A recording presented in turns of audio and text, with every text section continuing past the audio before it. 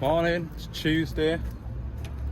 Thought I'd head up the road, go and get another van. I was editing my video last night. Forgot my phone mount. It's the second time I've managed to leave it on something, isn't it? At least I knew where it was. It was handy to get to. Okay, this is the van upgrade. It is, I thought it was a Peugeot, but it's not, it's a Vauxhall Movano. Repping the class. Quite like the class decals on these vans, they look good.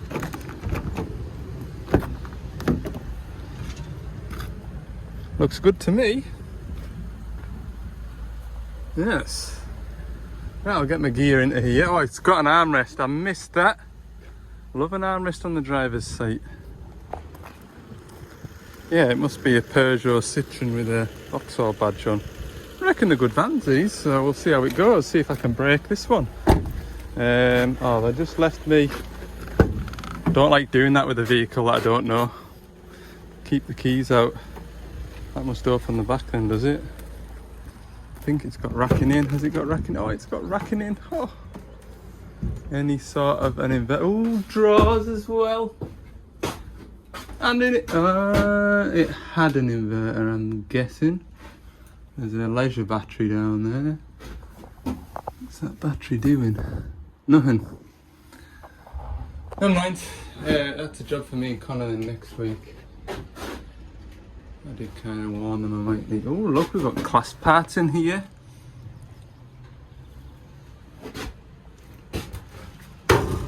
Oh, this is gonna rattle and jingle like a treat, isn't it? Fire extinguisher, essential. So we've got 23 plate Movano to move into. Real job. Got cruise control. That's lovely. Oh, and air conditioning. Fans are going like hell. How do you knock that down? Radio works. How do you make that stop? Real job. CarPlay. USBs. Marvellous. Oh, this'll do just fine. Right, there it is. Ooh. Ooh. Where do you start? Where do you start? Coffee machine.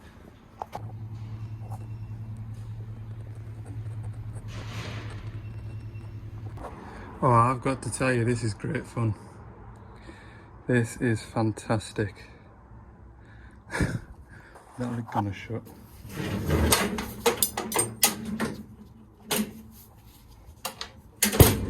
Good. Yeah, no, this is horrible. At least it gives me a reason to move into my new socket rails. Thank you to, oh, I can't remember your name now, but thank you for the socket rails. I wish I just kept everything in boxes like that. Okay, that's the van packed, pretty much. So I've got this toolbox which Grant out of HQ has lent me. This was just sat in the workshop doing nothing, so we've got some of his gear bits and pieces that's left over from his box, but the majority of it's mine. And to be honest with you, when I get my van back, my toolbox is gonna have a right good clean, because you don't realise how filthy it is till you're getting stuff out. I mean, I've had to put gloves on because everything's just manky, and I would say I was quite a clean person as well, because I'm pretty good at wiping stuff down when I've finished with it. So that's all that in there, and this has got like a cool lock. Goes in there like that, so you line all the drawers up, I think. I'll be honest with you, it's not that great. But anyway, well, it's not that great. It's a bit of a faff, that's what I mean. I'm getting hungry. In fact, I'm very hungry. I'm hungry, to be fair, because this has taken a long time. It's nearly 2 o'clock now. Boxes of stuff there. trays of stuff there. These are nice little drawers, these. I wouldn't mind pinching these. They're kind of a bit awkward to open, but they're a decent size, you know, for stuff. Anyway, I've got some electrical stuff in there. Crow's feet, O-rings, socket sets. Yeah, it's just trying to plan for the unknown. Grab as much as you can and see what sort of breakdowns you get. So yeah. Right, I need to get that box strapped in now, I think. I don't think that's gonna just sit there. So, we are back in Carlisle. I've had something to eat. Can you tell? I'm a lot less irritable. I tell you what, I'm fair made up with this van. Just to have something this size is going to make life a lot easier for the next 2 or 3 weeks, maybe longer, we'll see. So, I've done 100 and odd mile in it, and I thought I'd do like a little mini review. What do I think of it? Well, for starters, I've done 100 and odd mile, and that fuel gauge there, it's hardly budged. Hardly budged. So that's good. Cruise control, yep, don't mind that. That works, it's good. It's a bit awkward, I'll get used to it, but I keep on flicking the cruise control stalk instead of the indicator stalk. But you know, that's no drama, I'll get used to it. The infotainment screen, you can't navigate that from the I don't think you can anyway. Is there stuff on the back of there? No, there isn't. Can't really navigate it from the steering wheel, so you do have to reach across, and it is a bit of a stretch. Speaking of stretches, it's probably more to do with me being lanky than the van itself, but I've always found with my previous van the driving position isn't particularly comfortable for long journeys. So my feet are in a nice comfortable position there. My shoulders are right back on the seat here now, and that's my arm at full stretch to hold the top of the steering wheel 10 to 2 there. It's not particularly comfortable, and it is you know, that's the center of my chest there. The steering wheel is sat to the right a bit of my seating position. Yeah, Vauxhall vans, for whatever reason, I mean, this one's got, I think it has a lot more adjustment than my previous van. However, it doesn't go up or down, it just goes in and out. I mean, if this came down to my lap, sort of there, that'd be ideal really. And I guess the reason why I'm sat to the left of the steering wheel is because for some reason the handbrake isn't down here. It's down here, and that's taken a bit of getting used to as well, having the handbrake down here. And then these windows here, with me being lanky again, it's probably me rather than the van. That's my view at a junction, so I have to lean forward to see if there's anything coming. So I guess that is the negatives. Positives, like I say, it seems pretty gentle on fuel. It's got plenty of guts about it, you know. It does seem to be quite happy. I was going up a hill, and there was a passing lane, and there was a van in front of me dawdling away at 40 mile an hour, and I didn't even drop a gear. I just squeezed the throttle, and the way around it went. You know, it's not a Ferrari, but it seems to have plenty of grunt. I suppose it is quite a small van, probably with a large engine. There's not an awful lot of weight in the back of the van, so that's good. Don't mind the interior so much. There's only really that cubby hole there, which has got the logbook in. It's not massive, and there's a little fridgey type of cool box there. No overhead storage, but again, it's a short roof. But at least it accepts my coffee cup. We'll see if that coffee cup stays there tomorrow when we hit the forestry roads. But that's good. Here's my phone ringing now, so I'll just answer that. So I can't remember where I was up to, but we're outside the van now. It's done 15,000 miles. The suspension is very firm, but that's maybe just newness. It's probably not had a lot of weight in it since it was new. It was I think it was a service engineer's van, and then it turned into a valeter's van, so it's only been carrying sponges and wipes and polish. So yeah, it's handling my gear perfectly well. That is tomorrow's job. So yeah, it'd be a hell of a good van to shelve out because it's a very square. It's like a breeze block, isn't it? Very square. So I'd imagine it's a good van to shelve out. Plenty of floor space. Look, I mean, you could get a Euro pallet in there, no bother at all. So yeah, that's my thoughts on that van. Not too bad. Could always be worse. Okay, I'm gonna get loaded up for tomorrow and get back into the routine of being on the road and fixing stuff. See you in the morning. Wednesday. I've just nipped into the yard. I forgot to pack WD-40 and brake cleaner. Essential, especially with what I'm going to do today. Look at the state of this weather, people. Today is going to be a good day. I can feel it. Okay, first job is about an hour and a half away. Let's crack on. Well, we're in the woods. It's gone all right. It's taken about an hour and 20 minutes to get here. Just beyond this gate is where my machine is, and I'm looking at that steep banking, and I can remember about here, must be 7 or 8 years ago now, 7 years ago maybe, I put a new slew motor in a 160 high track. Funny, isn't it? Never been back up here since. And here we are again today, 160 high track. Okay, I'm gonna have to do a bit of explaining with this job. Do you remember this high track? About it must have been a couple of months ago now. We were looking for an abnormal noise when the machine was running. I thought it sounded like a rumbly bearing. Came up and replaced one bearing that was kind of like borderline. But anyway, the bearing that I thought was a little bit loose didn't stop the noise, and I felt like you could hear the noise most when the cab door was open, and it almost sounded like a boost leak, but I wasn't convinced that there was a boost leak. And I think I wondered whether or not the viscous fan was perhaps making the noise. Anyway, we've let it develop, and it is indeed the viscous fan. So what is the job of the viscous fan? I will tell you.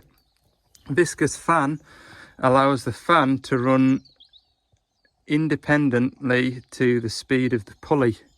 So we can rev the fan up for max cooling, and then we can let it idle. It never fully stops, but it can sort of idle. And why do we want it to do that? Well, we don't always need cooling. We don't always need max cooling. Max cooling creates a lot of noise, and it uses a lot of fuel. So that is why we can rev it up and down as and when we need it, when things get hot, etc. So my first job in my shiny van is going to be this. Okay, we've just had the customer by for a chat. Where are we up to? I've managed just to get the thing spinning off this adapter shaft type thing. I did have to take 3 bolts out. I do have, where's it gone? The spanner here is shaved down with a grinder, but it didn't have enough of a bite and it kept slipping off, so 3 bolts to remove. Now then, can I get, this would have been an ideal spot for my 3/8 Milwaukee electric ratchet. Yeah. Oh, I'm shaking. That is 13mm deep socket. I'll get the fan off, and then we can unscrew the viscous part of it. Okay, there we go. That's the old one out. I'll grab the new one. New one going in. I tell you what, it doesn't have to mess with your mind. when you're screwing something on and I'm going in the opposite direction to the way I do everything. And that's it going on. Lovely little job. And then we've just got 6 bolts for the fan, 3 bolts for that hub, 4 bolts for the guard, and we're done. It's back together. Lovely. Oh, my knee's gone to sleep though. And my foot's stuck. How can my foot be stuck? It went in there. Ow. Can't get my foot out with this this hole. What have I done there? Stranded. Send help. Okay, we've got it running. No engine management lights. The fan sounds normal. Grand. Ooh, grab my keys. We'll get on to the next job, shall we? Oh. Yes. Yeah, I remember a fella that Norm did that site. That is steep. I don't think the camera does it justice, like. Yeah, right, let's goes. Okay, another 160 high track. I just came down that lane over there. I'm pretty sure the customer said to me, he dropped us a pin, and he said, when you get to this pin, you'll see a lane. I'm pretty sure he said, you'll have to reverse down it, because I don't think you'll get turned around at the bottom. So I reversed all the way down this lane. There's hundreds of space to turn around. So I feel like a right idiot now if somebody was watching us. Why is he reversing all the way down there? What a plonker. Anyway. Yes, there we go. SCR malfunction. This should hopefully be a NOx. What is it? Downstream NOx sensor failure. I'm getting to the service menu. What? Failure information, real time. After treatment outlet NOx. Outlet, tailpipe, outlet. Failure. Knackered. Needs a new one. I couldn't remember whether or not fitting the new sensor, whether it clears the error code. Because the fella that has this digger is more than capable of fitting an exhaust sensor. So he just says, oh, well, you might as well come when you're next in the area. So here we are. We are in the area. I'm going to fit this NOx sensor. Okay, NOx outlet sensor is this one, not that one. That's NH3. NOx outlet, it's grey, it's clean. It's original as well, because we've got an original cable tie on here. So we unplug this here, plug that there, change that box with the wire for a new one. Well, that's really surprised me. This job was the whole reason why I went into Rickaby's this morning to get some WD-40. If I didn't need to go and get WD-40, I'd have been straight out onto the motorway and up the road. Absolutely outstanding. Oh dear. Guarantee you though, if I'd have came without WD-40, that would have been an absolute tinker. A tinker, it would have been a tinker. So, yes. It's good to be back out on the road again. As much as I do enjoy Connor's company, and a lot of you have said in the comments, he's a good lad, and he is. He's fantastic. Pretty much every job that we were at, I say pretty much, every job we were at, he was interested, he was keen, he was even asking questions, and just helpful, never stood idle unless there was reason to be stood idle, like waiting for me to do something in an engine bay. But yeah, anyway, as much as I enjoy Connor's company, I'm happy in my own company as well, and it is nice to just be at one with my thoughts and feelings. Ooh, your feelings. Anyway, we'll get this changed out. I parked in a stupid spot. Why would I park so close to a tree with branches at eye level? What an idiot. There we go, it's on. I'm not confident. I'm going to put the exhaust cover on and then go in the cab and start the engine. I maybe should start the engine now, but it's just noisy. Listen, I can hear the water trickling away, the birds are singing. Lovely on here. Yeah, the error code is still present.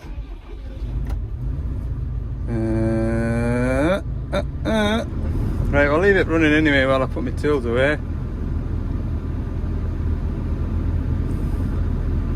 I'm pretty sure they don't just realise, oh, I've got a new NOx sensor in.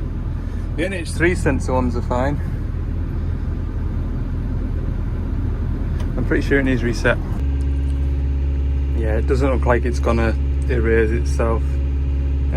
So I've got my laptop on it. I did have that heart-stopping moment where I was like, oh no, is my Perkins license still valid? Because this used to be, this diagnostic tool here, it used to be every other day you'd be using this for these sorts of error codes.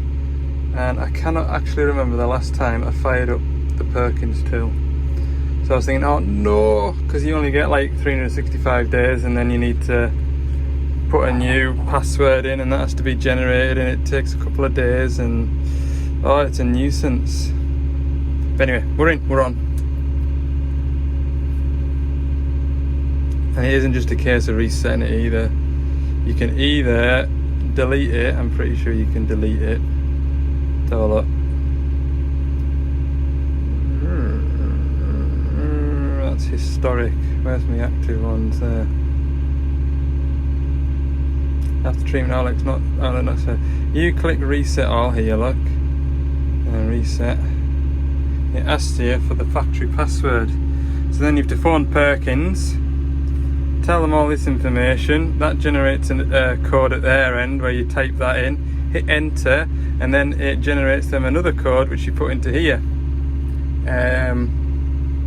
But that takes almost as long as just banging it through an after treatment system function test. Diagnostic tests. After treatment system function test. Click OK. Before we set it off, we're just going to warm the coolant up to, I think the coolant on this test needs to be 65 degrees. Otherwise it just takes ages because it tries to reach 65 degrees at a max RPM of 1500, which, oh, it takes a while. Anyway, we've only got 5 degrees to warm it up to, so we'll just do that gently. Do not hit that man. Wing runner, bye bye. The fastest way to warm a digger up is obviously once it's been running a while. Don't just do this from cold, bad for it. Just either pull the dipper arm in and hold it over a leaf momentarily like that, or lift the boom all the way up and hold the boom over a leaf momentarily, because that engages both the pumps and that is what loads the engine the most. If you just curl the bucket, you're only using one pump. Yeah, that's the same if you want to warm up hydraulic oil as well. Somebody once told me that you lift the track up and spin a track round. That is a slow way to warm hydraulic oil up. Okay, right, we're up to 68 degrees now. So what we want to do is put the pilot lever in the down position. Put the throttle dial down here, click OK on there, and then it should, when we accept that, rev itself up. There she goes, look. And she'll sit at 1500 RPM until the temperatures in the exhaust hit 200 degrees, and then it will go through its system checks. And if everything's okay, all the parameters are correct and the sensors are reading as they should, then we'll be good to go. That's the only downside to this Perkins tool. You cannot see the parts per million, which is what we'd be looking for, what we want to read from the NOx sensors. Can't tell you, couldn't tell you. So yeah, the only way to know if that NOx sensor's cued it is either to phone Perkins, get the factory reset codes, or sit and do this for 15 minutes. Yeah. Well, that hasn't even taken 15 minutes. Codes 0. Codes 0. Job done. Oh, why didn't you put the boom down, Al? I haven't put the boom down. What an idiot. Anyway. What's next? Easy afternoon now. I've got a seat to go and fit in a DX10 and a couple of hitch hoses to go on a 27. So come with me and we will go and do that. The machine was isolated when I got here. So it's only right that I isolate the machine, but before I do so, we need to wait for that red light to go out. That could take up to 15 minutes. Oh! Okay, I'm going to keep it brief because I'm in somebody's shed. There's a fair bit of gear about and we don't need to advertise that. So, I'm at this DX10 micro digger and we're replacing this seat. Why are we replacing this seat? Actually, why are we replacing this seat? The whole reason we're replacing this seat is because of that. Apparently from a certain serial, or up to a certain serial number range, there was no drain hole for the water. Better go and check my new one.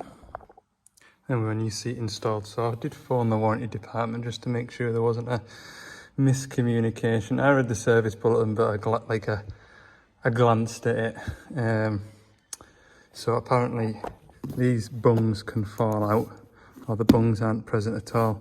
That's why I was a bit confused when I seen it already had a bung or a drain. I was like, oh, I thought we were replacing these seats because they didn't have a drain. Anyway, that is done. So I think I've mentioned it before. We occasionally get, we call them service bulletins, reworks, recalls, whatever you want to call them. We occasionally get them. And there's two different types. There's an A class campaign, which is mandatory. It has to be done. A generally is safety related, or it is, you know, the part will fail, and it has to be done. Has to be done, and there's a time frame in which all machines affected have to be brought or have to be reworked. And then there is the B campaigns, which is optional, and that doesn't necessarily mean it's an optional whether or not you go and do it. It just means that you do it during routine maintenance. So for example, those gauge panel updates where we've been putting the memory stick in the bottom of the screens and bringing the software in the gauge panel up to date, that's an optional B campaign. And believe it or not, that seat replacement was an A campaign, mandatory. We get 90 days to do it.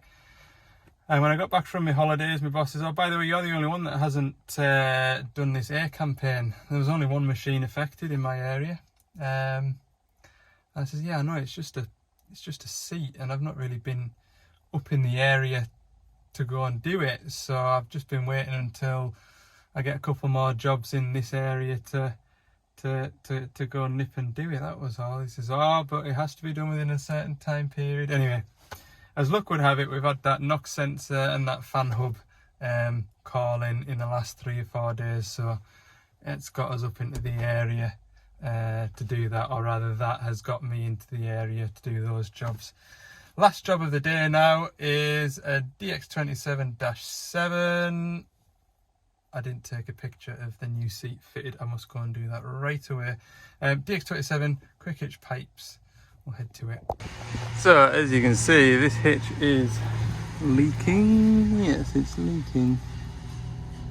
I think it's the hitch pipes. Customer thinks it's the hitch pipes. Probably is the hitch pipes. They're all damp. So what I'm going to do is reroute them with new pipes. I'm going to come out around the side of here, around and under. That'll be a much better idea. Yes. Yeah, it's probably going to be easier just to chuck this pin out. Do away with that. It's going to be clarty. It's always clarty working on hitches. Right, there we go. That's how I like to see them. Coming up and out the back. They're not going to get tweaked on anything, and when we curl the bucket all the way around in a minute, I'll show you they don't get pinched. And there we go, all the way curled round. There's movement there, but they're not crushed. It's a mini digger, so it is very difficult to root them in a position where they're not going to touch anything, but that is a happy medium rather than getting all tangled up inside this H-link. We'll empty the bucket now. There we are again, they're not necking themselves, so I think that's a better job. There we go then, happy customer, happy Al. 4:30, time to head home. I reckon we'll be an hour and a half from home, maybe an hour and 40. But either way, I've got everything done today that I wanted to get done today, and that is a good feeling. Tomorrow though,